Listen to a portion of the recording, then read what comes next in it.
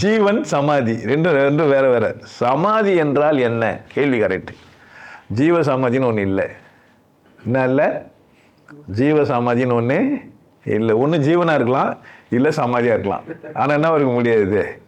ஜீவ சமாதியெல்லாம் இருக்க முடியாதுங்க. அது வார்த்தையை புரியாமல் பேசிக்கிறாங்க. அது ஒரு உன்னதமான அனுபவம். சமாதின்றது ஒரு உன்னதமான அனுபவம். எல்லா அடைவுகள்லேருந்தும், எல்லா பிரச்சனையிலேருந்தும், எல்லா விளையாட்டுலேருந்தும் தன்னை விடுவித்துக்கிட்டு எங்கேருந்து நான் வந்தனோ அங்கே என்ன பண்ணிடுது, நான் திரும்ப போயிருக்கு. அப்போ எல்லாம் எனக்கு என்னதான்?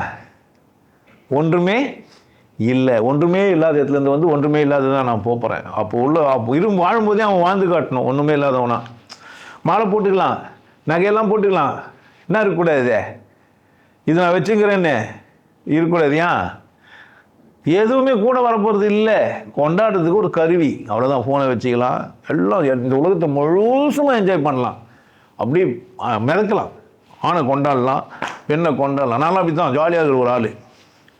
திடீர்னு ஒரு நாள் என்ன பண்ணியிருந்தான், ஒரு நாள் ஃபிக்ஸ் பண்ணி அழகாக போதும் இந்த விளையாட்டுன்னு யார் முடிவு பாருண்ணா, எவ்வளோ நாள் விளையாடினாலும் கூட நான் முடிவு பண்ணுங்கன்னு சொல்லி ஆனந்த வாழ்வில் சொல்லி வச்சுக்கிறேன். இவ்வளோ நாள் நான் விளையாட போகிறேன், இவ்வளோ நாள் நான் கொண்டாட போகிறேன். கொண்டாடிட்டு என்ன பண்ணா?